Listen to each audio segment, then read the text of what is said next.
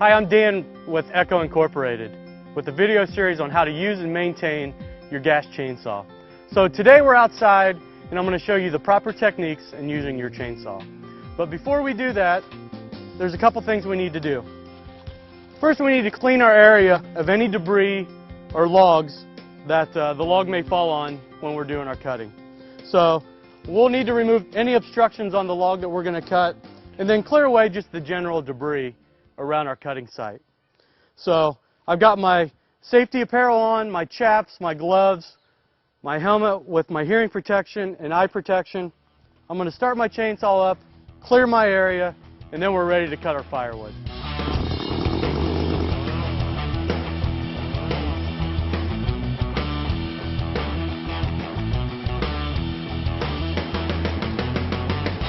Well, now that we have our area cleared and we're ready to cut, let's talk a little bit about your stance and position that you'll need to know while making your cut. First of all, we want to make sure that no one's around our working site. Children, pets, everybody's away, safely cleared away from our work spot. Next thing we want to look at is our chainsaw. Do we have the right chainsaw for the right application?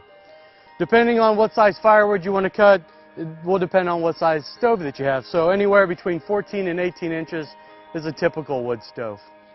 So our stance is going to be an athletic stance with your left foot a little bit forward than your right.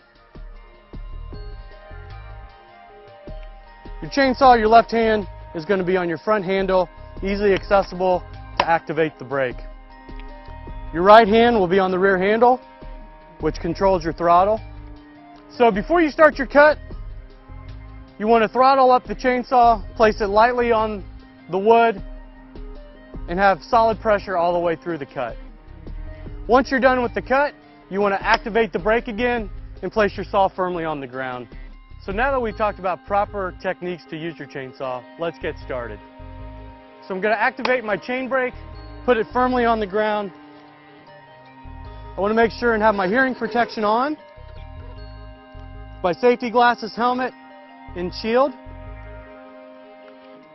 Now let's start our chainsaw. Rear foot in the rear handle, left hand on the front handle, and we're going to pull straight up. And the chainsaw should fire on the first or second pull.